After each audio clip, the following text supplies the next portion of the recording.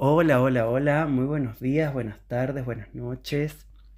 Estamos acá dando inicio a una serie de diálogos, así como tenemos los diálogos que se llaman encuentros, que van por el lado de la ecología y de las vidas no humanas. Este va a ser un espacio más psi, por decirlo de algún modo. Todavía no tiene nombre esta serie de conversatorios, pero ahora, en este momento, damos inicio al mismo. Estoy con Agos Silvestri. Eh, Agos es psicóloga, es una persona con quien hemos estudiado, investigado algunos temas, hecho talleres, hemos compartido algunos espacios.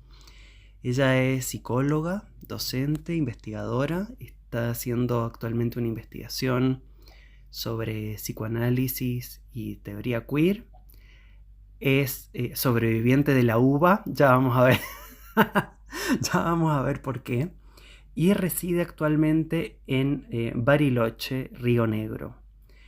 Y el tema que nos convoca eh, hoy es el tema de la perversión en psicoanálisis y más allá del psicoanálisis. Así que, bueno, te doy la bienvenida, Agos. ¿Cómo estás? Muchas gracias, muy bien, un gusto la invitación.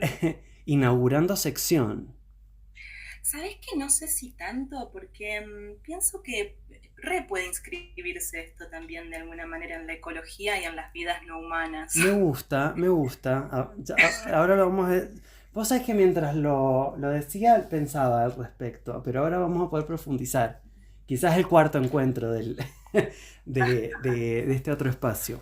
Bueno, te escucho, contame si querés, empecemos por cómo es que surge esta inquietud, ¿no? En relación a este concepto del psicoanálisis y esta problematización de este concepto del psicoanálisis que es perversión.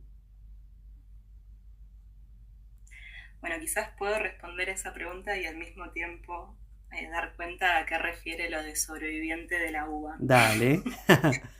Eh, por supuesto, eh, agradecida con la educación pública, con la universidad pública,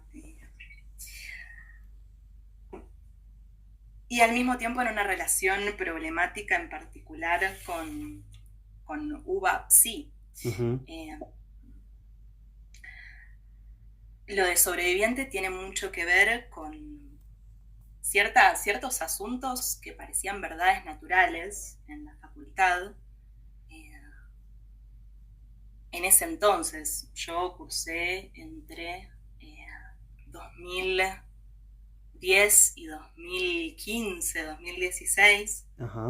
pero tengo entendido que los planes de estudios no se modifican demasiado a lo largo del tiempo. Ujú. Y bueno, como parte de la currícula, de las lecturas obligatorias, eh, mucho material, y no ya material exclusivamente, quiero decir, textos freudianos Ujú. o textos cranianos, que uno podría decir, como también se dice en la uva, ¿no? Bueno, pero era otra época, sino especialmente textos de cátedra, quiero decir, textos contemporáneos, eh, donde lo que primaba, a mi entender, y al entender de otros compañeros, y después fui también encontrando que al entender de otras corrientes de pensamiento, de otras posiciones más críticas, lo que primaba era una perspectiva muy patologizante,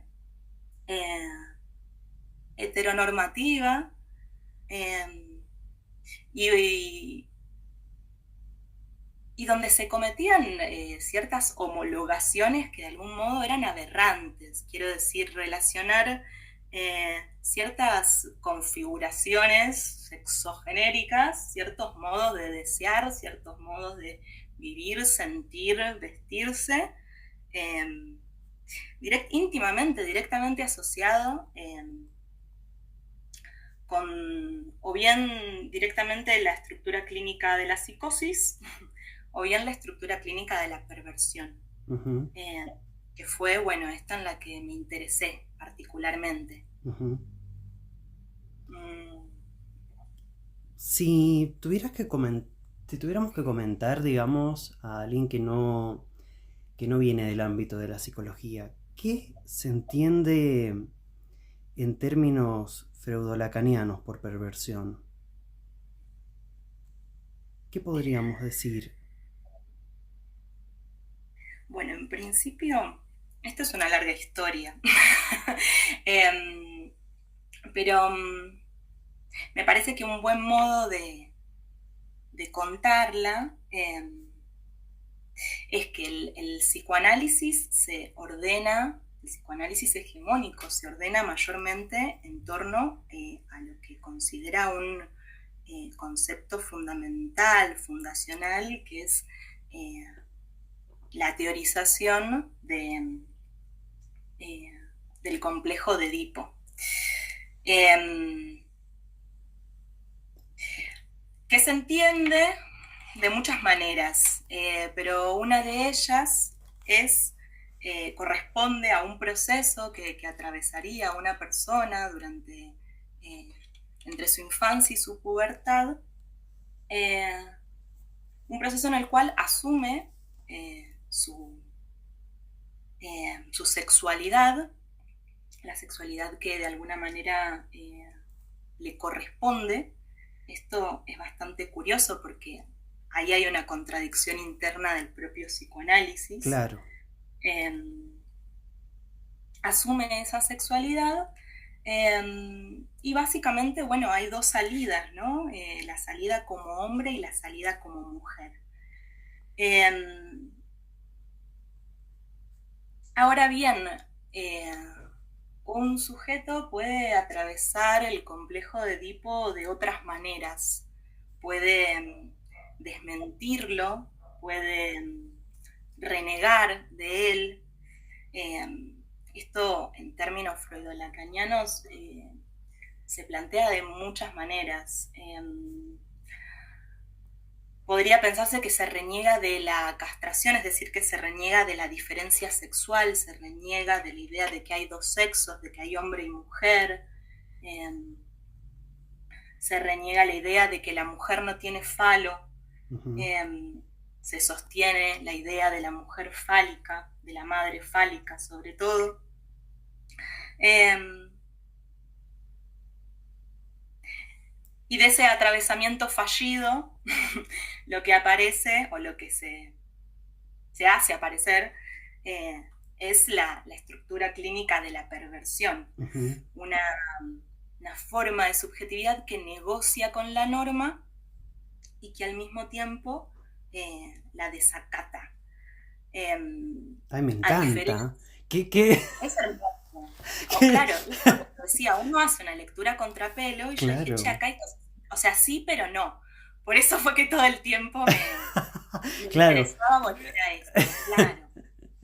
Porque, y hay, bueno, hay al respecto citas realmente maravillosas en función de la solución de compromiso que hace la castración respecto a la norma fálica, o que hace la castración, perdón, la perversión respecto a la castración, a la norma fálica. Ujú, Se habla de... es algo que parece que erotiza a los psicoanalistas. Realmente cuando ujú, escriben en relación a la perversión, ujú. los psicoanalistas los psicoanalistas hegemónicos, ¿no? Viven de un modo en el cual parecen muy fascinados, muy interesados. Ujú. Hablan de una solución frágil y brillante, eh, un riesgo seductor. eh, hablan de... Hay una en particular que a mí me gusta mucho, que es la que te mencionaba la vez pasada. Hablan de una forma de relación con la norma que transforma el dolor en razón de goce eh, Hermoso, claro. y, la, y, la, castración en razón de narcisismo. Ujú. Eh, Claro, sí, mucho ahí muy interesante. Poesía, claro. Exacto. Sí, sí, sí, sí. También en esto Pero de... bueno, todo Sí, esto que suena tan poético tiene consecuencias clínicas claro, tremendas para claro. quienes son de algún modo Diagnosticados, así, diagnosticados, clasificados. claro, Claro, en esa estructura, ¿no? claro. En esto que vos decís de... A ver, todo esto viene del complejo de Edipo y de el desmentir o el renegar de ciertas castraciones, que también podríamos decir de ciertos límites, ¿no? Estos no que vos dijiste, de no hay dos sexos, no es verdad que la mujer no tiene pene, y habría otra forma también de, me parece a mí, vos corregime, eh, de plantear esta ausencia de límite, que es el no te acostarás con tu madre, ¿no? La cuestión más de la endogamia, la cuestión más de Levi Strauss, ¿no? De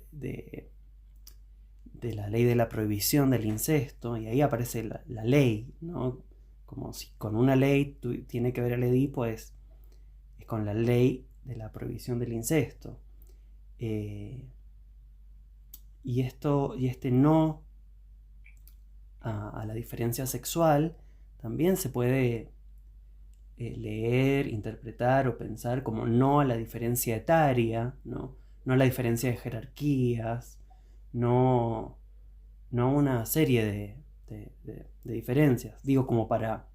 Y Porque en no a sí, las estructuras de parentesco tal como están planteadas en claro, ese mito de origen, ¿no? claro, porque digamos que también en psicoanálisis pasa algo que los conceptos refieren a muchas cosas, Sí, eh, que, sí. que se usa a veces para... Me parece que eso eh, se termina utilizando para argumentos falaces, ¿no? Eh, en el que se empieza a hablar de una cosa y se termina hablando de otra cosa, ¿no? Que es un poco lo que pasa con esto de la perversión. Creo que eso en lógica se llama anfibología, pero no estoy seguro, ya después lo voy a buscar. Pero son razonamientos falaces, creo que anfibológicos, o sea, que utilizan el origen ambiguo de una palabra, ¿no? Es como que yo diga, bueno, biblioteca es un sustantivo colectivo, ¿no? Bueno, entonces la biblioteca es un colectivo como el auto y el ómnibus. Ese es un tipo de razonamiento anfibológico, creo.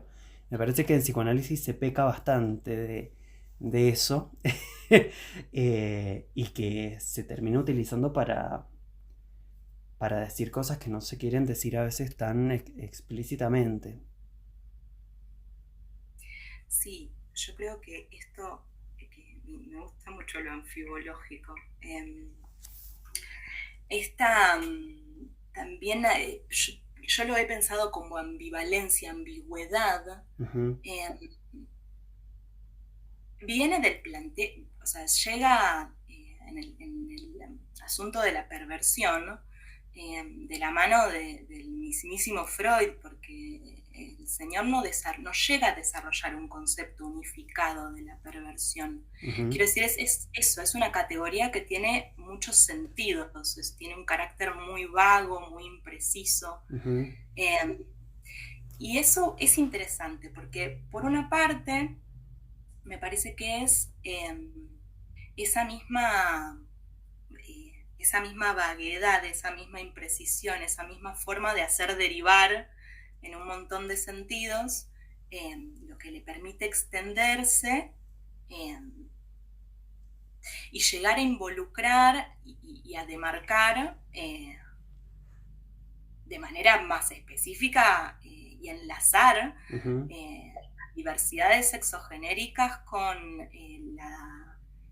con el incesto, pero también con la delincuencia, ujú, con las prácticas antisociales, con lo animal, lo primitivo, lo salvaje, bueno, lo infantil ujú, también, digo, porque la sexualidad infantil, dice también eh, el señor Freud en los tres ensayos, es eminentemente perversa y polimorfa. ujú. Perversa y polimorfa quiere decir, ahí va la contradicción que decíamos hace un rato, ¿no? Eh, Freud dice que en sus comienzos, él lo piensa como comienzos, inicios, la pulsión sexual no tiene un objeto específico. No hay una... no hay un objeto específico correcto. Pero en todo caso, con el desarrollo de la sexualidad, según el planteo evolutivo que hace Freud, eso luego debiera conducir, si bien en un principio dijo que la pulsión no tiene objeto, luego va a decir que hay un objeto, un fin sexual normal, que es el del coito heterosexual, genital y reproductivo. Cosa que parece antiquísima y uno pensaría, bueno, pero en la práctica nadie lo debe pensar de esa manera. Y lo curioso, y esto es algo que también fue parte de esas cosas que uno se da cuenta esto en la universidad, en hablar con colegas, en escuchar en ese entonces, profesores, jefes de cátedra, que mientras se dice algo, se practica algo muy distinto. Porque estos sesgos y estos supuestos heteronormativos están inmiscuidos en toda la teoría, pero porque... están muy, muy involucrados en esto que es un concepto nodal para el psicoanálisis, que es el Edipo y lo simbólico, después en Lacan. Bueno, las lecturas freudo-lacanianas de Lacan. Sí, y a ver, repito una idea que es esta de, bueno, si el perverso tiene que ver con el desacato a la norma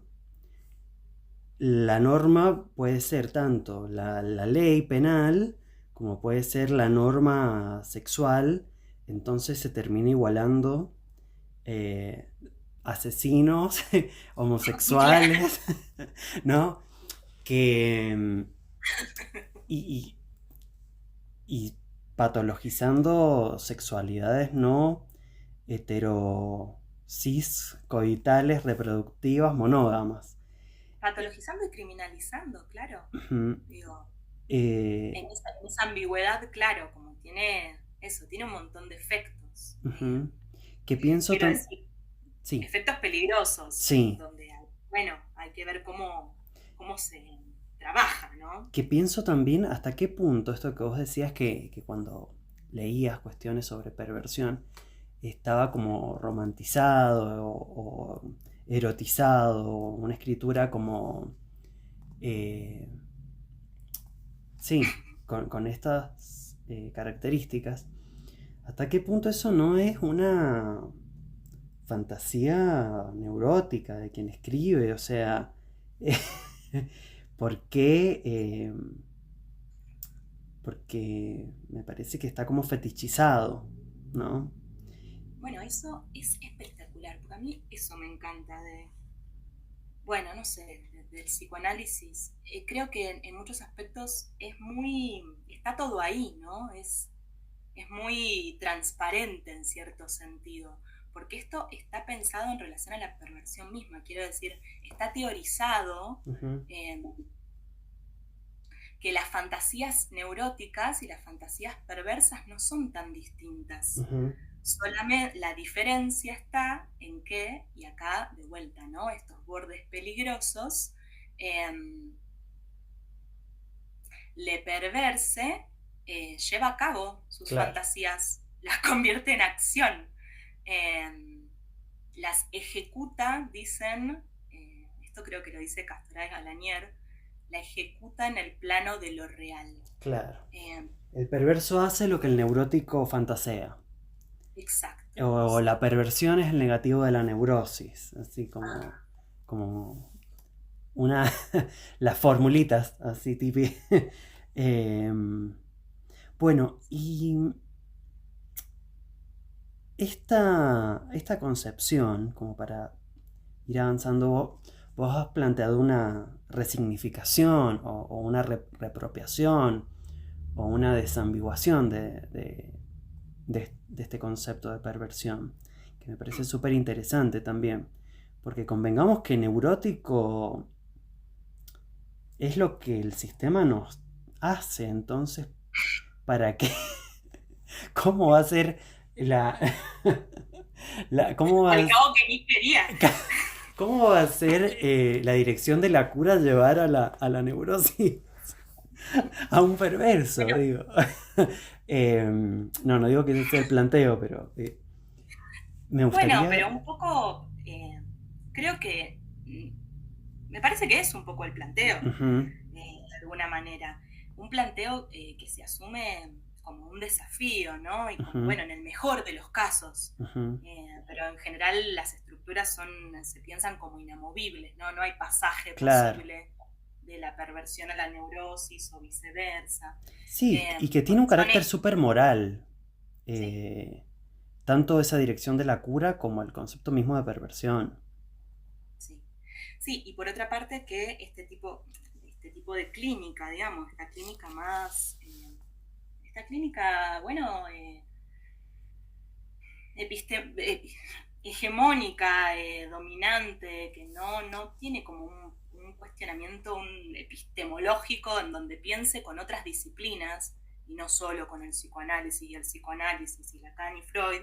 Ujú, eh, esa clínica es una clínica muy normativizante. ujú, Eso es algo que las teorías queer señalan, ¿no? Del psicoanálisis. Dicen, bueno, por una parte nos sirve mucho, lo usamos en las teorizaciones, en ciertos aspectos, eh, sobre todo porque también ilustra, de algún modo, el proceso de la diferenciación de los sexos, eh, pero al mismo tiempo vemos que tal como está planteada es una maquinaria de producir,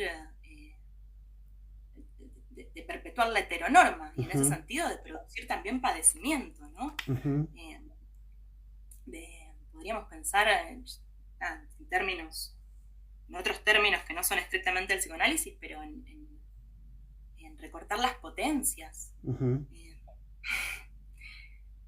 eh, digo, es muy frecuente que se piense, incluso aunque no se diga explícitamente, pero que se piense que, bueno, que un proceso de análisis debiera derivar en un imaginario de salud que consiste en el guión heterosexual clásico, ¿no? Quiero decir, formar una familia, trabajar, eh, irse de vacaciones, no hacerse mucho problema por las cosas, acumular para el futuro. Eh, sí, y pasa que si esto me parece que es un obstáculo epistemológico que nos atraviesa en mayor o menor medida a todos y que está bueno como estar con esa alerta epistemológica que es cuando aparecen cosas anormales, en el sentido anormal de que están fuera de la campana de Gauss, o sea, fuera estadísticamente hablando, se le presta una atención especial, se le pone la lupa, se le pone un cuidado, se le pone manto de patologización y no hay por qué muchas veces a eso, ¿no? Eh, Me parece que eso es un desafío importantísimo a tener en la práctica cotidiana. sí. Eh, Me quedé pensando en bueno, eso. Sí. sí, sí, sí. Yo sabes en qué me quedé pensando. Mm. También en ciertas intervenciones automatizadas, ¿no? O Ujú, automatismo de intervención, porque eh, es evidente, ¿no? Que vivimos en un cierto mundo regulado por ciertas normas y precisamente con el psicoanálisis podemos pensar que no se trata de un mero ejercicio de la voluntad, de ujú. decir yo voy a ser súper, súper, súper inclusiva y súper, súper respetuosa. Eh, no es suficiente con eso como para que estas cuestiones no se cuelen Claro. permanentemente en las intervenciones, en lo que se piensa como dirección de la cura, en lo que se piensa como salud mental. Eh, y en ese sentido yo creo que es urgente pensar en un abordaje, repensar el psicoanálisis de una manera interdisciplinaria, transdisciplinaria. Eh, que pueda ponerse en contacto con otras teorías, otras epistemologías, Ujú, que permitan revisarse y al mismo tiempo, acoplarse en aquello que puede ser potente. Que esto ujú. creo que es algo que hacen, en la medida en la que toman elementos del psicoanálisis, sobre todo lo que tiene que ver, me parece, primero con el postulado del inconsciente, precisamente. eh, Te me cortaste justo cuando ibas a decir esto es lo que hacen justamente, es lo que hace justamente me imagino, de Leji Guattari, ibas a decir, o la teoría queer. Ambas, Ah, sí. bien, bien, bien. Bien. Sí, que se cortó Sí, justo. eh, recuperar ciertos elementos que son muy interesantes del psicoanálisis, pero pensarlos en otras direcciones. Ujú, Eh, y por ejemplo, esto, el postulado del inconsciente es un postulado que las teorías queer recuperan, ¿no? Pensar ujú, que eh, el sujeto no es solamente un yo, y no es, no se determina por su voluntad, eh, sino que hay algo que pulsa ujú. eh, en el cuerpo y que tiene que ver con las normas sociales culturales, que tiene que ver con los afectos que circulan en el sistema, en la atmósfera en la que ese cuerpo participa. Ujú. Quería hacerte una pregunta. En esto que has estado investigando, em, hay un caso de Freud que se toma a veces como el caso paradigmático de la perversión, que es el caso de la joven homosexual, ¿no? ¿Es algo que te haya interesado ese caso o no has ido por ese lado? No he ido tanto por los casos clínicos, eh, no porque no me interesen en sí mismo, pero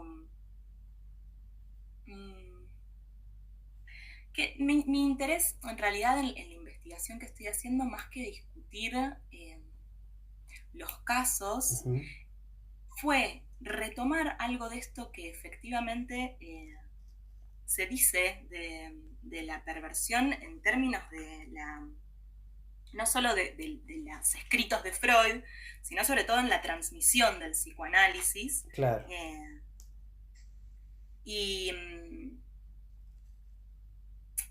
y en eso que se escribe, que se dice en ese marco, hacer una suerte de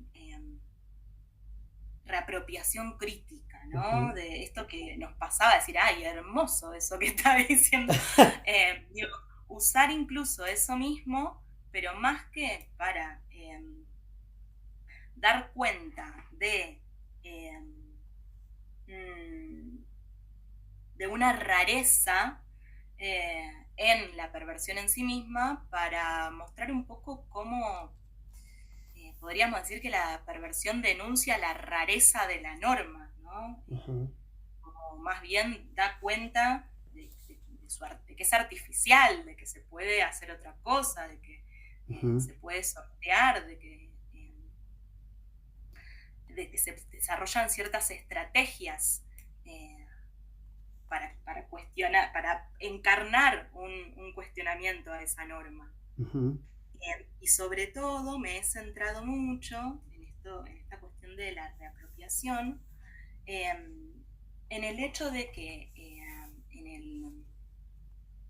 que se le atribuye a la perversión, eh,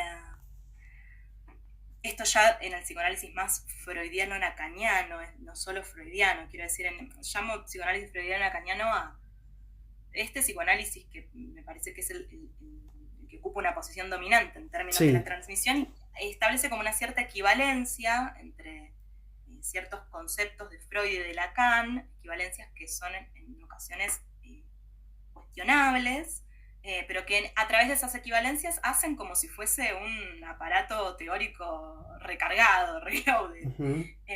que además se Porque sitúa ya en no es una uno, posición, sino dos los que dijeron estos. claro. Entonces está súper validado. Preciado hace una crítica muy buena Mm, al psicoanálisis lacaniano, cuando dice que se le ocurre, le parece que constituyó un intento mismo de algún modo despegarse, Ujú, por lo menos del biologicismo de Freud, que intentó mediante este énfasis en el lenguaje y en la lógica eh, y en la topología, que intentó correrse de esas estructuras asumidas como naturales en el orden de la biología, pero que reconstituyó estructuras que parecen naturales ujú, en el orden de la lógica. O sea, hizo como una sustitución de términos, pero hay un lastre del que no se puede desprender. No se puede desprender Lacan y mucho menos se desprende el psicoanálisis que arma un entramado de freudo-lacaniano, ¿no? ujú, Eh, y otra cosa que me parece también muy importante de señalar de lo que considero como psicoanálisis freudo-lacaniano es que es un psicoanálisis que se posiciona en un lugar de, ¿cómo decir?, de extraterritorialidad científica. ujú, Eh, Están más allá del bien y del mal. Digo, el psicoanálisis se vuelve un discurso bastante grotesco en el que se habla de todo, se sabe de todo y ujú, todo ya está dicho en el psicoanálisis. Entonces, es bastante poco frecuente que se recurra a otras disciplinas, que se ujú, piense, no sé, desde la filosofía, desde unas filosofías eh, copadas, un poco críticas, está como muy encerrado, ¿no? ujú. Es bastante endogámico, hay que decirlo, es bastante incestuoso. Pensaba dos cuestiones. Por un lado, me estabas comentando que no te interesaba tanto la casuística, sino la casuística, por ejemplo, esto de la joven homosexual, sino cierto discurso de esta teoría más freudo-lacaniana que qué dice de la perversión. Esto que veníamos hablando, pero no sé si querías... Sí, y ah, quería señalar algo más, sí. que era esto de que en el psicoanálisis freudo-lacaniano, que ya involucra eh, una teorización, conceptualización de Lacan, que es un esquema tripartito donde la realidad, podríamos decir, está construida entre lo que Lacan sitúa como un orden real, un orden simbólico y un orden imaginario, Ujú, donde a grandes rasgos, psicoanálisis freudo-lacaniano mediante, se hace equivaler lo simbólico con la ley de la diferencia sexual y de la castración, con el Edipo, eh, y lo imaginario, eh, como con ciertas estrategias defensivas ujú, ante lo insoportable de la castración, de la diferencia sexual, ante el efecto de angustia que eso eh, supone. ujú, Eh, entonces lo imaginario siempre tiene como un orden más degradado, ¿no?, que lo simbólico. Es como un poco, qué sé yo, premios consuelo, ujú, válvulas de escape, respecto a una angustia insondable y a la falta que en definitiva solo puede asumirse o velarse, eh, y que tiene que ver esto con ciertas estrategias que apelan eh, a la transformación de la materialidad del cuerpo, que apelan a las fantasías, que apelan al artificio, al engaño, al señuelo, eh, artificios que apelan también a ciertos mecanismos de identificación, pero mecanismos de identificación en un orden diferente o en una dirección diferente de la esperada. ujú, Eh, es decir, no una identificación melancólica. Esto también es muy interesante. Eh, Hay una lectura de Butler que habla de que en el Edipo y en la salida neurótica heterosexual se produce mediante una identificación melancólica con el objeto de amor perdido, prohibido. ujú, Eh, entonces, grandes rasgos, ¿no? Pero digamos que el niño varón se identifica con su padre varón y así asume su masculinidad, porque su padre en algún momento constituyó su objeto de amor perdido. Y a la inversa, en el caso ujú, de la niña, eh, la mujer, digamos. Sí, eso puede ser Lo que que quiero esté en Mecanismos Psíquicos del Poder, al final. ¿Cómo, perdón? Eso puede ser que esté en Butler en Mecanismos Psíquicos del Poder, al final del libro ese. Sí, Ah, de ahí es. lo trabaja ahí y Ajá. también lo trabaja en Cuerpos que Ok, importan. ok. Es una lectura muy interesante porque también apoyada en Gail Rubin, y, parece que en Shulamit Firestone, Ujú, da cuenta de que, bueno, este tabú del incesto del que hablábamos hace un rato, que está implícito en las lógicas de parentesco, en las estructuras de parentesco de Levi-Strauss, este tabú contra el incesto lleva implícito un tabú contra la homosexualidad, que ujú. nunca considera su posibilidad. Claro. Eh, entonces lo que Butler plantea, se imagina esa posibilidad y entonces plantea que el objeto de amor perdido eh, es de algún modo incorporado mediante una identificación melancólica eh, en la dirección esperada según la matriz heterosexual. Claro. Por eso será por eso será que es una potencia tan triste la identificación sexual, ¿no? Me imagino que se puede desprender de Butler eso, si la identidad está melancolizada por un duelo que ni siquiera se pone en palabras, porque es lo socialmente esperable, ¿qué puede surgir de esa identidad?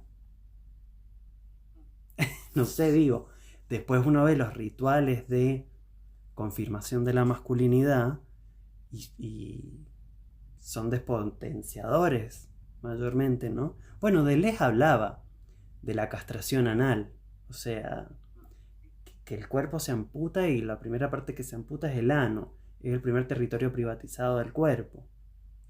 Preciado también tiene un texto, creo que es en el deseo homosexual, Ajá. de, ay, que nunca sé cómo pronunciar Ah, sí, la introducción de ese libro, sí, sí. ¿cómo se llama? Guy Hockengen, Sí, no sé, ese, sí. no sé si está bien pronunciado así, pero bueno, Sudaka. No, Eh, no, pero no, es un apellido largo, sí. dice algo, trae una imagen muy buena que dice que los hombres tienen el varón, ¿no? Ujú, El sujeto hombre, varón, heteronormado, eh, tiene la boca demasiado abierta y el culo demasiado cerrado. ujú, Básicamente lo piensa desde ese lugar, ¿no? Y en ese sentido también lo sitúa como privado eh, de una potencia, ¿no? ujú. Eh, Me encanta cómo ya terminamos en la sí, zona anal. Y sí, si veníamos a hablar obvio. de Y, perversión. pero si estamos hablando de la perversión, Pero mira, ¿qué le vamos a hacer? quería... Viste que en las teorías queer está este concepto de la reapropiación. Sí. Reapropiación de las injurias, reapropiación de... Sí, de esos conceptos peyorativos, resignificarlos. Fíjate cómo esa definición de perversión que vos mencionaste recién, dice, quien negocia y desacata la norma, ¿cómo podría ser algo muy vinculado al concepto mismo de reapropiación? Porque ¿qué es reapropiar? Sí, en cierto sentido. Bueno, este es el rótulo que me están poniendo, hago algo con eso, o sea, negocia y desacata esa nominalidad, esa norma, esa nomenclatura, ¿no? Eh, pero claro, es que se puede ver en un sentido tan ambiguo ese negociar y desacatar la norma que puede ser o destructivo, pero también entra acá cualquier opción subversiva, revolucionaria, transformadora.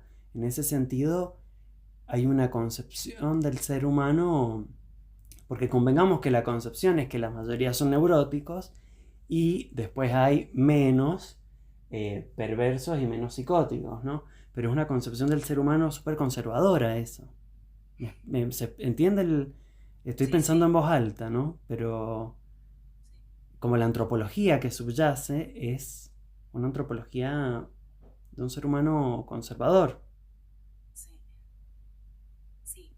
Bueno, de hecho, algo que también está bastante interesante es, para pensar con el psicoanálisis y las teorías queer, es esto, la relación del sujeto, una categoría muy amplia, ¿no? Pero, qué sé yo, la relación del ser hablante, del ser, Ujú.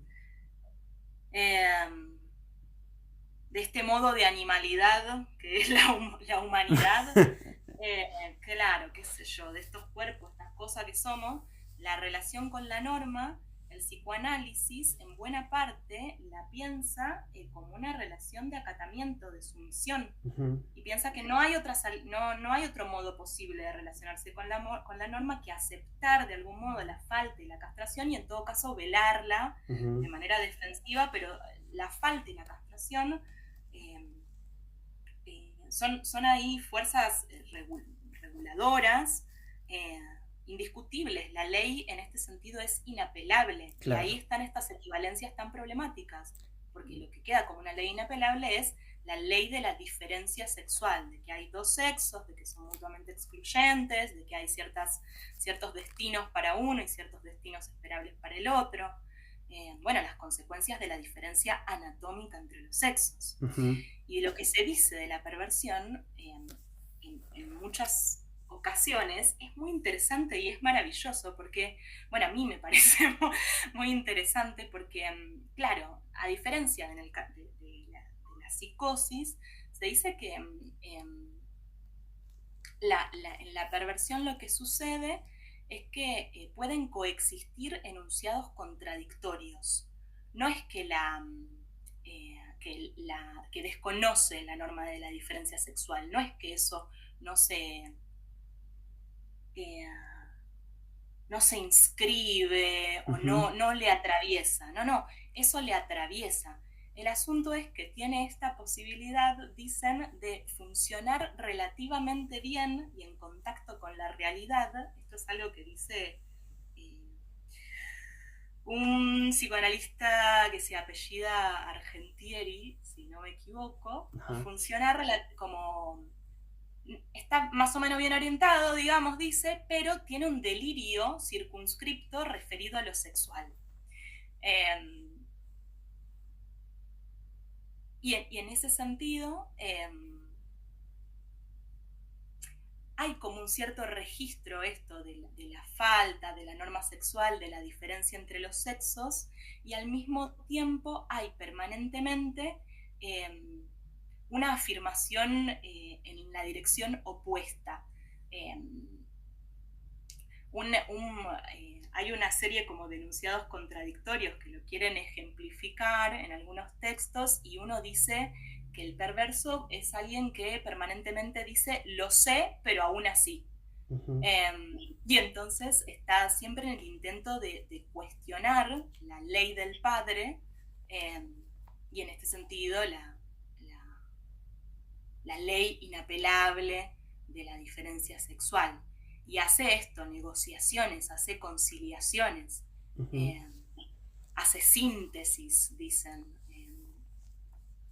con esa ley. De algún modo la acepta como un límite existente para luego a suponerse permanentemente, bueno, esto, el ponerse en riesgo, esto lo dicen también, ponerse en el riesgo de franquearla. Eh, Ahí también un poco el carácter masoquista del perverso incluso, porque bueno, sabe que franquearla comporta un riesgo, Ujú. y no obstante se expone a ese riesgo y eso es parte de, dicen, como su economía deseante, ¿no? Intentar probar un más allá de la diferencia de los sexos y asumir ese riesgo. Ujú. Qué interesante esto porque pienso dos cuestiones. Primero que dijiste que la noción que se tiene, yo voy anotando, ¿no? Como la noción que se tiene en este psicoanálisis hegemónico de la castración es como que está en un lugar inapelable. Pensaba otro adjetivo, que es que está en un lugar trascendente. Es como si fuera el dios de la neurosis, la castración, ¿no? o el dios del psicoanálisis, porque está puesto en un lugar muy Lacan trascendente. tiene una cita textual que dice Dios es inconsciente. Pero lo dice en un contexto en que está pensando lo inconsciente o el inconsciente específicamente eh, como un lenguaje organizado en relación a una falta. Claro, claro. Lacan, ¿verdad? Sí. Sí, sí, que no te alcancé a escuchar eso. Y lo otro que pensaba es esta frase que decís, lo sé, pero aún así, ¿no? Lo sé, pero aún así voy a hacer algo con eso.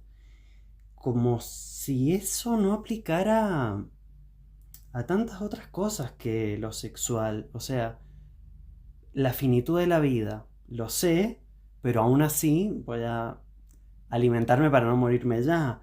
La transformación de la naturaleza, o sea, Freud lo toma como algo súper positivo, como, no sé si como algo sublimatorio, pero como me acuerdo del malestar en la cultura ahora, como una de las formas de evitar el displacer y la búsqueda del placer. La naturaleza es eso, hostil, pero aún así, lo sé, pero aún así se puede eh, trabajar para transformarla. Y cómo cuando toca el ámbito de la diferencia sexual, ahí parece que ese lo sé, pero aún así cambia de estatuto. No sé, ¿se entiende al punto al que voy?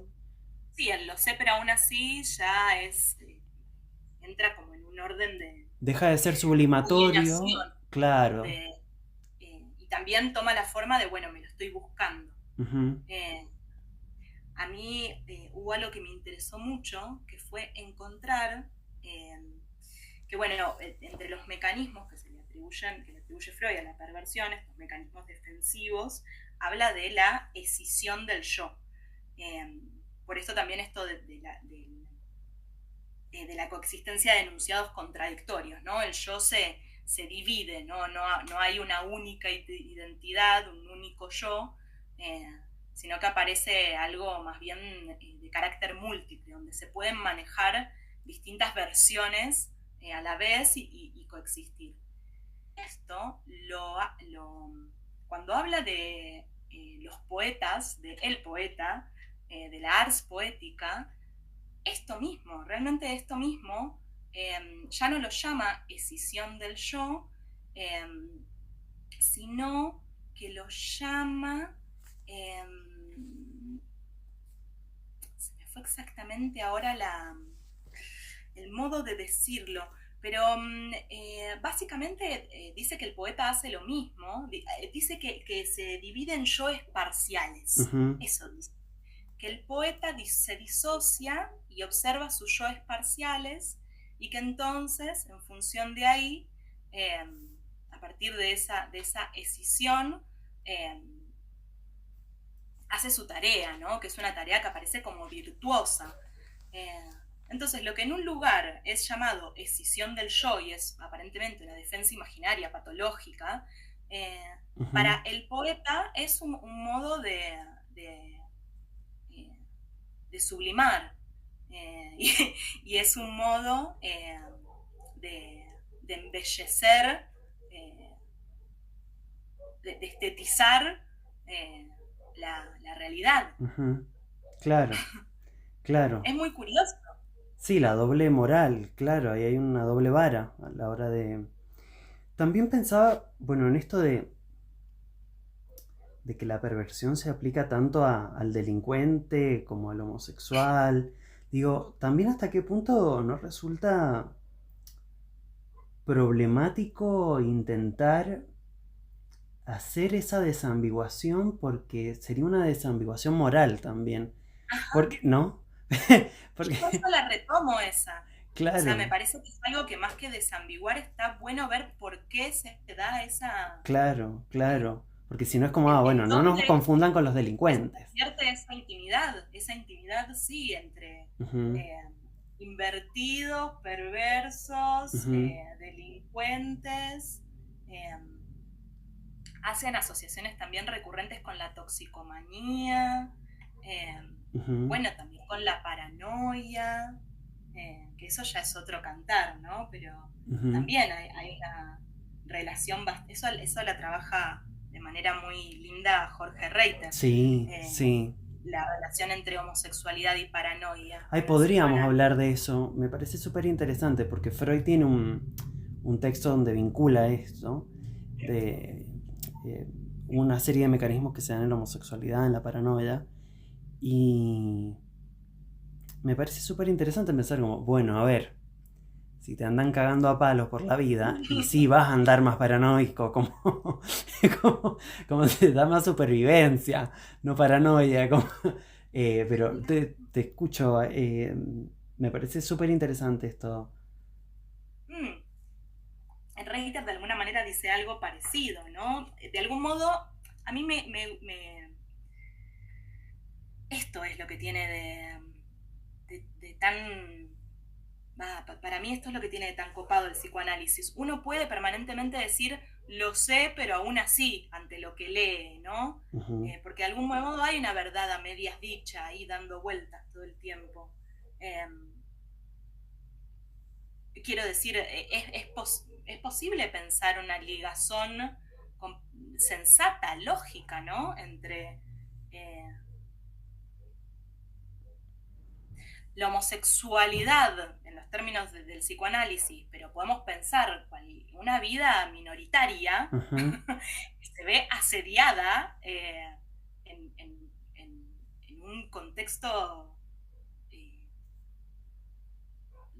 predominantemente heterosexual, eh, y también, bueno, con otras marcas, ¿no? ujú. Eh, Claro, como Digo, no solo el politizar, genética, claro, claro. cualquier vida minoritaria, Ujú, vida en ciertas condiciones de vulnerabilidad porque se distancia de la norma, y es posible que efectivamente haya sido bastante perseguida en muchos aspectos y que luego algo de eso también quiera prevenirse, incluso que se imagine ujú, eh, que, que eso aparezca de manera recurrente, que a veces parezca que coincide y otras veces no parece que coincide con la realidad que puede compartirse con otros, pero que tiene una razón, y tiene una razón precisamente en el asedio. Eh, ujú, Hay una amenaza real, pero esa amenaza es parte de este mismo régimen del que el psicoanálisis dominante participa. ujú. Pensaba también cómo esta definición o este conjunto de categorización de neurosis, perversión, psicosis está muy vinculado al tema de la ley. Y me pregunto qué entiende también el psicoanálisis por ley, en qué lugar pone la ley, porque al estar en un lugar tan trascendente, eh, me parece que hay una toma de postura invisibilizada, porque de la ley también se puede decir, no sé, haciendo una lectura simplista de Marx, que las leyes forman parte de la superestructura que sostiene una estructura económica. Digo, y es una lectura de la ley esa que no sostiene la ley en un lugar divino, divinizado, ¿no? Sino que la lee como construcción política. Mm, no obstante, me parece que en esta lectura psicoanalítica que estamos analizando hay una definición de la ley como trascendente, como que fuera el otro con garantías, en última instancia esa ley, y también como una cosa de una reificación de lo simbólico muy fuerte, como de una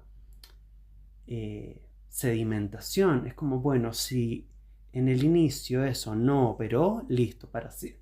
Y me parece como un poco burdo, porque la ley incluye una amplitud de normas, una amplitud de leyes tan grandes que a veces las personas pueden eh, ser disruptivas en relación a ciertas leyes y no frente a otras, que las personas pueden desmentir ciertas eh, leyes y no otras, eh, más que pensarlo como esas estructuras tan tan rígidas, tan como cajas donde entran las personas. Entonces, pues no sé, ¿quién entra en perverso? ¿Quién entra en neurótico? Y después se terminan haciendo esos criterios diagnósticos, como la realidad no encaja en tres categorías, ¿no? Es como, bueno, no, es neurótico, pero con rasgos perversos. Es perverso, pero... ¿No? ¿Me explico? Sí, yo creo que esto tiene mucho que ver con que,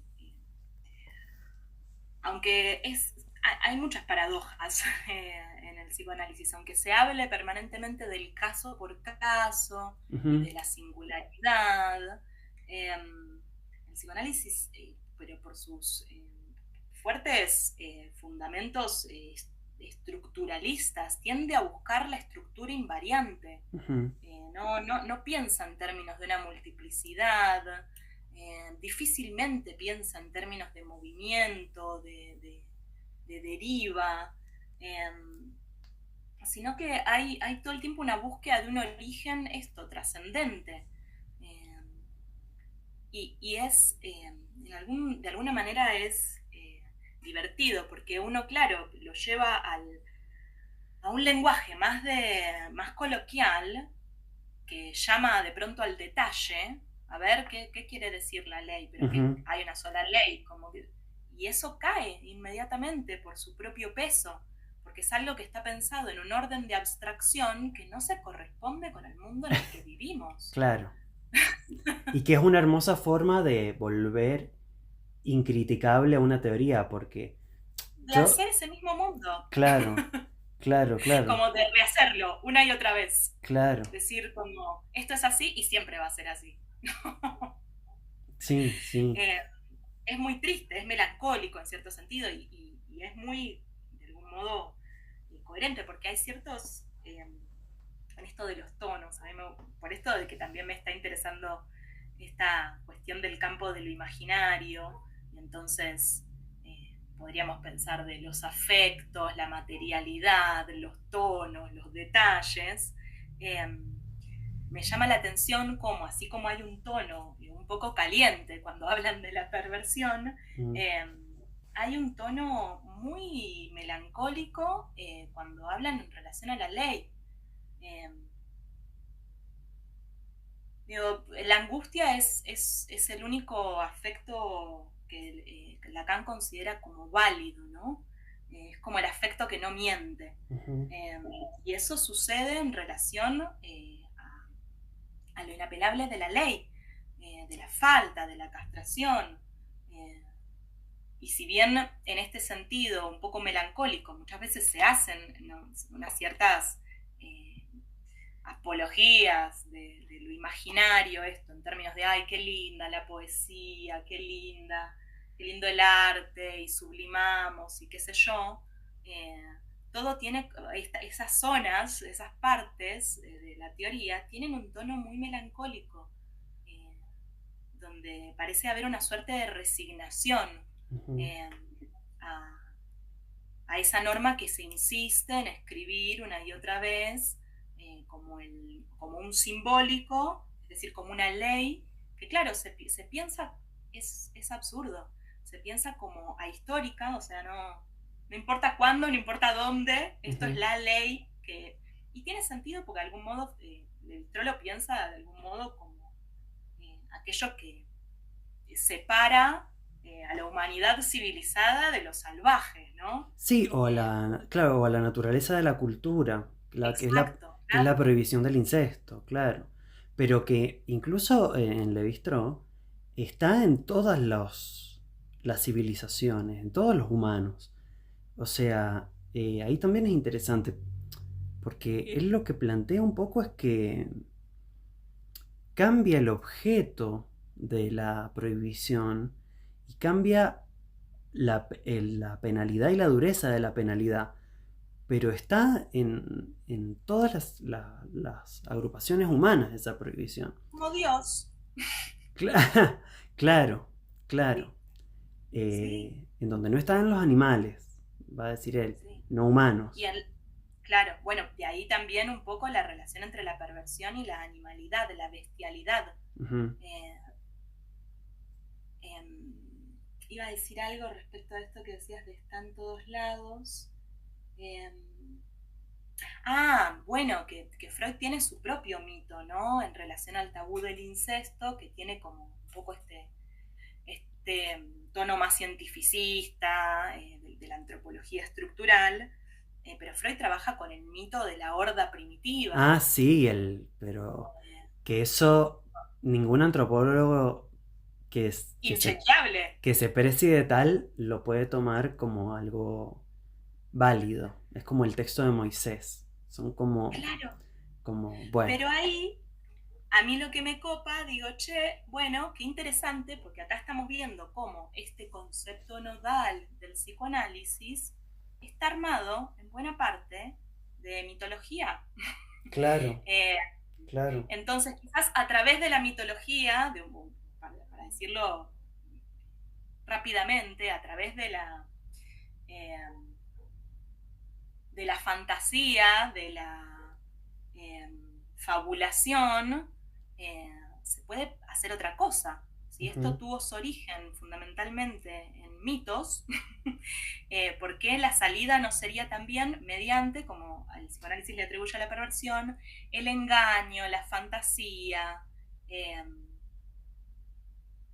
la, eh, las mascaradas, los señuelos? Que Freud toma un poco a ese mito como una verdad, como representación de una verdad, vinculada así con el tabú del incesto, ¿no? Pero se arma una peli que es espectacular igual, digo, que no me parece que haya que, claro, que no me parece ni ahí que haya que dejar de leerla, porque de vuelta, ¿no? Hay una lectura contrapelo, y como dicen muchas teóricas de las teorías queer, el psicoanálisis muestra muy bien sus cartas. Claro. Y ahí uno también puede entender cómo es que se arma todo este aparatejo. Y además, algo que también es muy interesante del mito de la horda primitiva, es que me parece que puede ser leído también, lo cual no sucede o no está tan a mano a priori en Levi-Strauss, que puede también ser leído como una historia de la acumulación originaria.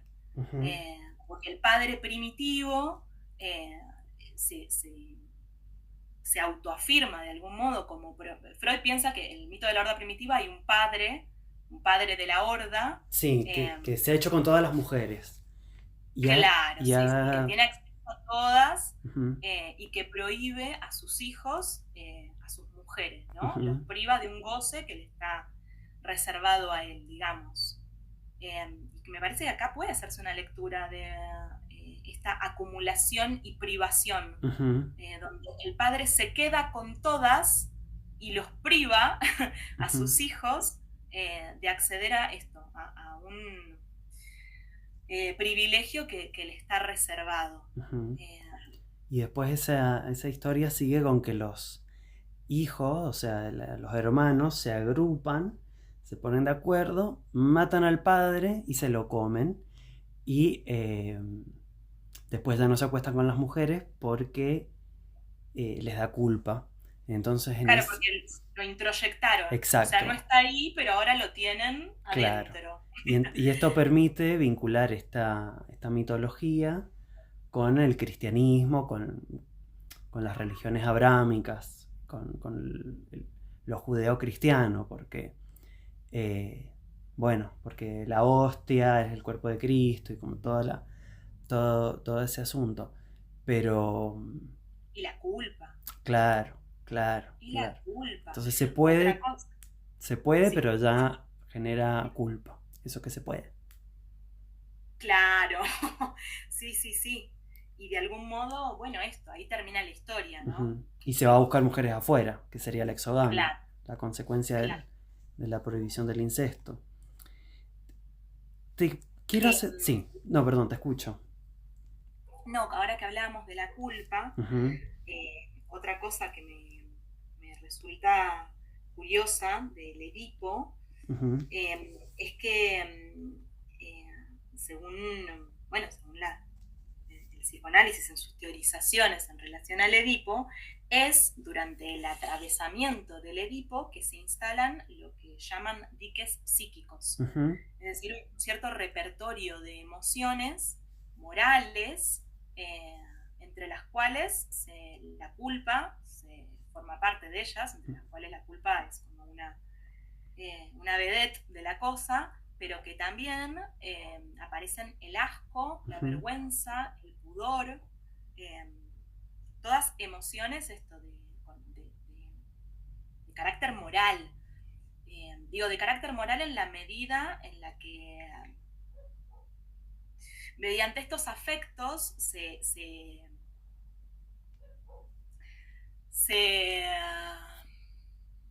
establecen, se imaginan ciertos bordes, lo público y lo privado, lo Ajá. íntimo y lo ajeno, Ujú. yo, otros, se empiezan a armar todas estas divisiones, eh, y no, bueno, que son problemáticas, ¿no? Ujú. Digo, que pueden ser pensadas de vuelta en muchos sentidos, pueden ser pensadas en sentidos eh, más o menos auspiciosos, pero también uno puede pensar las derivas más siniestras de todo esto, eh, en términos de esa división tan tajante, eh, entre, de vuelta, lo público y lo privado, yo, otros, lo que Ujú. sería el cuerpo genital y lo que sería el resto del cuerpo, Ujú. o el cuerpo sexuado. ¿No? Se naturalizan esos bordes, ¿no? Ujú. Eh, Pasan a formar parte de lo que nunca más se discute.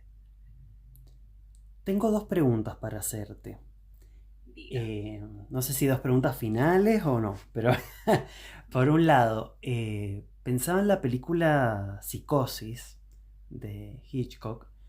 eh, Viste que, bueno, no sé, estoy dando por sentado que la has visto, pero te pregunto, no sé si la has visto.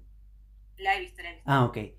Eh, Viste que si bien se llama Psicosis, eh, puede leerse como perversión esa persona, en tanto desmiente la diferencia sexual y en tanto desmiente el paso del tiempo, la muerte, ¿no? Se spoileo la película, se disfraza de la madre muerta. Por... eh, bueno, ay, no sé qué iba a preguntar de esto. Lo Bueno, anoté, anoté. meto un bocadillo. Dale. A partir de esta peli, Ajá. la serie Bates Motel, ¿la has visto? No, che. Mirate esa ¿Cómo, serie, urgentemente. cómo se, Eh, cómo se llama? Bates, como B larga, A-T-E-S, Ajá. Motel. Ok. Sería como una suerte de precuela de Psicosis. Ah, ok. Bueno, Eh, te iba a preguntar algo, pero no sé qué te iba a preguntar. No sé, supongo que iba a decir que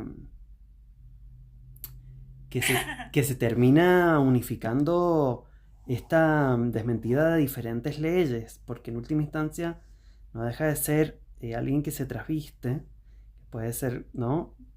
Que tiene más en común con una drag queen que con un asesino, con alguien que termina cometiendo eh, esos actos. Pienso otra peli, el silencio de los inocentes, ¿no? y estaba pensando en esa misma peli, Ujú. sí. Eh, sí, el lugar de ahí de la persona peligrosa. Y Sí. la otra pregunta, que está así, la tengo formulada como pregunta, no como esa que se me fue, es desde la teoría queer, ¿no? ¿Se propone algo, se dice algo sobre la perversión? ¿Se resignifica de algún modo? Eh, que como, como estas definiciones tan bonitas que leíste o que se pueden interpretar de un modo muy bonito, como ¿qué aparece por ahí? ¿Cómo se puede resignificar esto?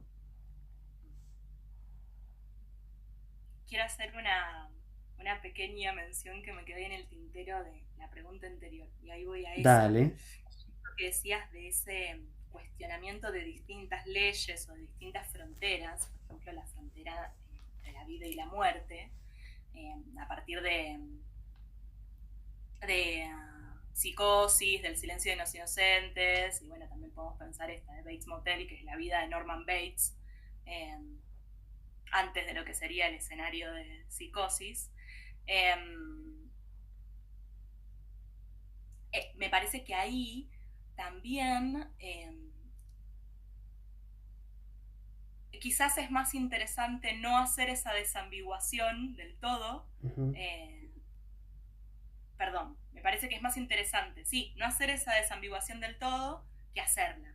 Quiero ujú, decir, eh, porque en el curso de la investigación y de maneras un poco enrevesadas, complejas, junto con esto, las teorías queer y reapropiaciones y demás, eh, bueno, esto aparece también, ¿no? Por ejemplo, una fuerte crítica a la teoría del duelo freudiana, basada en una perspectiva de la muerte que esto parece neutral, parece ahistórica, ujú, parece universal, y no obstante es una concepción de la muerte muy específica, muy ujú. restrictiva, eh, y que no forma parte de todas las culturas. De Totalmente. hecho, la, no, no forma parte eh, de ninguna cultura que no sea este ideal acultural del laicismo, de la Ujú, cultura laica, ¿no? Bueno, que es una forma de religión, me parece también, ujú. solo esto, que pensada de una manera eh, que se quiere por Universalizada, fuera. claro. Claro, sí. Y Dicen ahí no, no. recomiendo un libro, Morir en Occidente. Eh, es como una historia de cómo se ha concebido la muerte.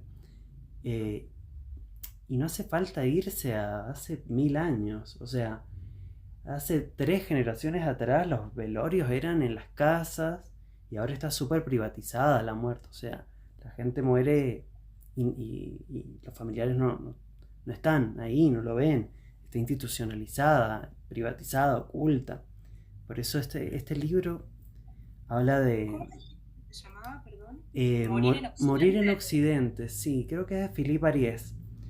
Eh, Ay, oh, muy bueno. habla como de la muerte domesticada en el sentido de que no era un problema, o sea, no es que está indomesticada o salvaje y después se domestica, sino al revés. Estaba domesticada y luego con la modernidad se convierte en un problema, pero antes no era el problema en el que se convirtió después. Eh, bueno, eso. Yo tengo otra lectura para recomendar también en relación a eso, de una filósofa de la que últimamente estoy muy fan, Mm, debo admitirlo, que es Vinciane Despret, ajá.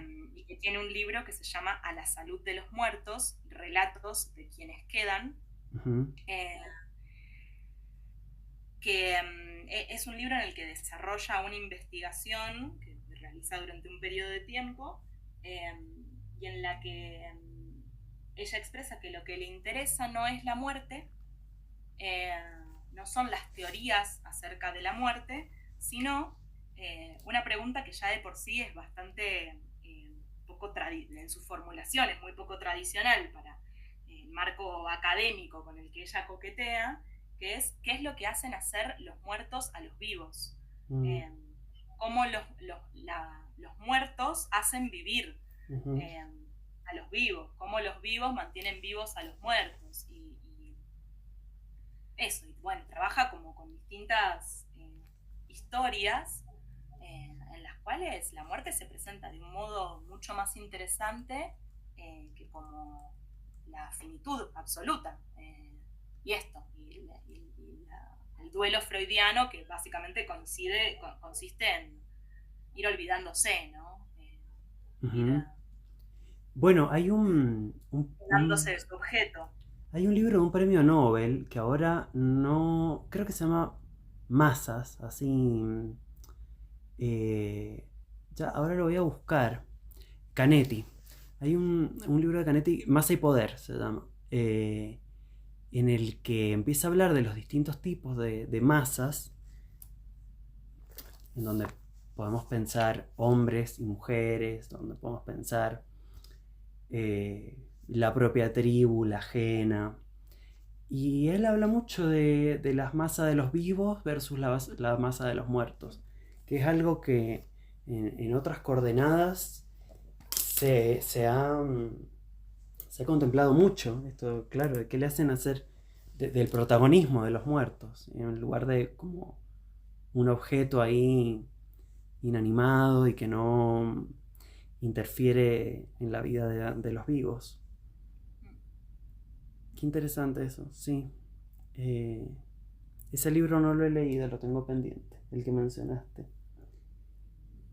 Es muy hermoso. Lo tengo, no sé si es bien decir esto, pero lo tengo en PDF, te lo puedo pasar.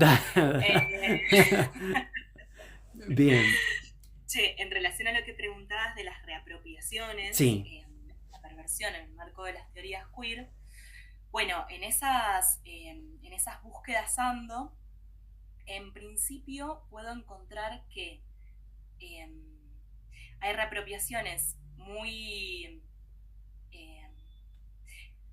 en la dirección de la perversión, de lo que tiene que ver con los registros estos simbólicos, real o imaginario. Por ejemplo, Butler toma la idea de que hay un simbólico, de que existe un universo simbólico, no lo niega, eh, pero señala fuertemente la relación entre ciertas regulaciones sociales y esa ley simbólica, y algo que dice, que es espectacular, mediante todo un análisis que hace del, del falo como significante primordial. Acá nos ponemos medio técnicos, pero lo que dice es que lo simbólico es un campo móvil, es un campo contingente y que está constituido por la sedimentación de lo imaginario. Mm. Es decir, que no son, que no está esto simbólico, como decía hace un rato, en un lugar trascendente y lo imaginario sin posibilidad de transformarlo, sino que al contrario, el campo de lo simbólico viene a ser una naturalización y una legitimación de ciertas prácticas que son contingentes.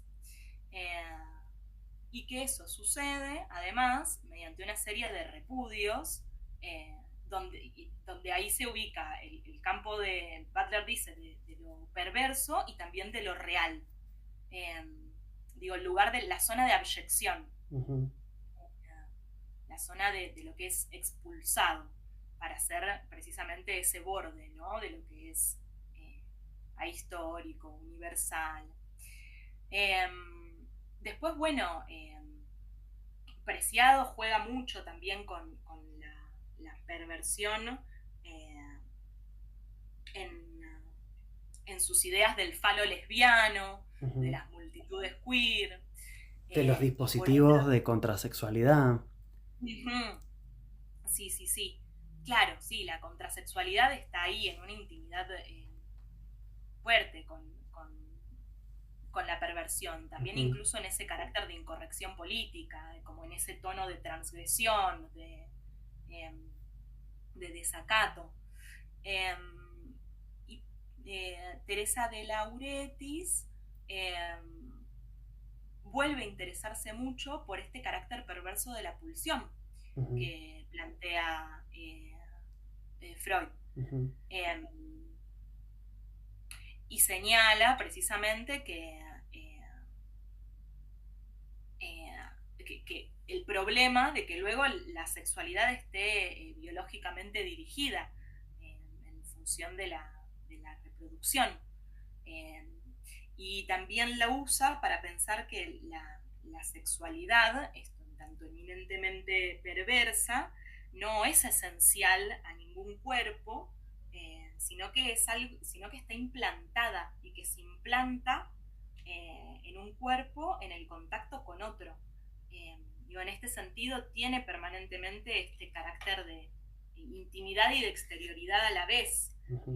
La pulsión no está adentro de un cuerpo y en un momento, no sé, se despliega, sino que la pulsión sexual, pero de Lauretis también la está pensando en términos de la pulsión vital, aparece en el contacto con otro cuerpo que sensibiliza mediante su cercanía, su contacto, su participación en la vida del otro, sensibiliza y erotiza el cuerpo. Y en este sentido señala este carácter perverso, ¿no? En tanto algo que aparece esto como implantado, como no natural, Ujú. no esencial, no como propiedad de los cuerpos, sino algo que circula a través de los cuerpos. Bien, te hago una última pregunta, porque llevamos como 1 hora y media ya de charla. Eh, ¿Hay algo que te gustaría contar de estos asuntos, de este tema, y que no te haya preguntado, algo que te haya quedado en el tintero, algo que te parecería importante, significativo?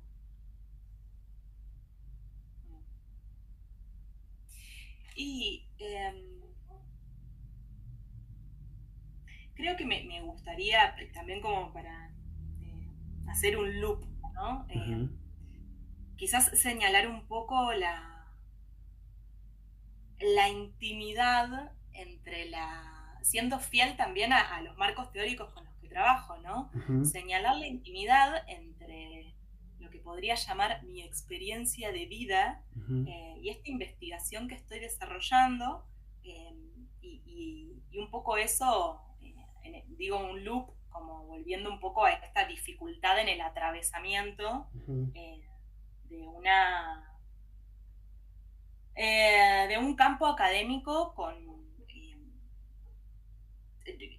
que da por naturales normas que son contingentes, eh, que no que es muy difícil hacer un cuestionamiento o una crítica desde el lugar de estudiante, ujú, eh, precisamente por el modo en que está armada algo de esta estructura, y que parte de la tesis se siente de algún modo no solo como la reapropiación de la categoría de perversión, sino como la reapropiación de mi propia educación universitaria. ujú, Eh, Digo, en una dirección que me parece más interesante que la dirección que tiende a la patologización, que tiende a pensar el padecimiento como eh, una cuestión individual, singular, que tiene que ser tratada de manera eh, privada, en secreto. Eh, me, me, en ese sentido hay algo de la investigación que toma un tono bastante entusiasta. ujú. Y luego, por otra parte, que bueno, si bien acá, hasta el momento, cuando me preguntabas esto, reapropiaciones de la categoría de perversión, yo hablaba de, nada, ciertas teorías eh, ancladas en el norte global. Ujú. Bueno, también hay mucho muy interesante que contar de ciertas figuraciones de la perversión más locales, si se quiere, más cercanas, más, eh, más sudacas, Ujú. inclusive. Eh, no de manera tan directa en relación a un cuestionamiento de la teoría psicoanalítica, pero sí respecto de ciertas prácticas y modos de vida que el psicoanálisis patologiza. Eh, bueno, pero bueno, ya es quizás como otra pestaña a abrir que puede ser bastante extensa. Eh, pero digo, me parece que hay ciertas figuras de sujeto que no son necesariamente y ciertos modos de vida, figuras históricas, Ujú. identidades que no que discuten mucho una, desde una perspectiva que podría pensarse queer, discuten con el modelo, también con los modelos homonormados y con la homosexualidad en tanto gaycidad, Ujú. modelo gay, que es un modelo que, que se piensa como también con mucho lastre desde el norte global, y posiciones de sujeto que reivindican ciertas prácticas eróticas, modos de vida que el psicoanálisis sitúa en el marco de la perversión y que nombra, por ejemplo, como sadismo, masoquismo, voyeurismo, exhibicionismo, modos de vivir la eroticidad que toman esas prácticas también precisamente para desarmar algo o para confundir algo de los términos de la norma, ¿no? Y organizarlos de otra manera. Para el incremento de las potencias, ¿no? Ok. Bueno, me ha encantado esta charla. Muchas gracias por haber accedido. A mí también, un gusto. Me quedo, por mi parte, también con ganas de hacerte algunas preguntas. Quizás pueda quedar mejor para otra ocasión. El otro tema, decís vos, claro. El otro tema. ¿Tenés preguntas? Sí, tengo preguntas que quizás son muy amplias en un principio. Bien, hagamos una cosa. Por eso pensaba que capaz que da para más de, no sé, 10 minutos, 20. Claro. Misterio. No, podríamos... Amo, porque también es como el enganche. En el próximo capítulo hablamos de eso, ¿querés?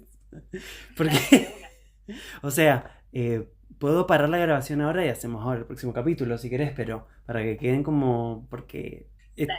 si no va a quedar un audio de 3 horas. Sí, Dale. Bueno, entonces ahora cerramos este audio.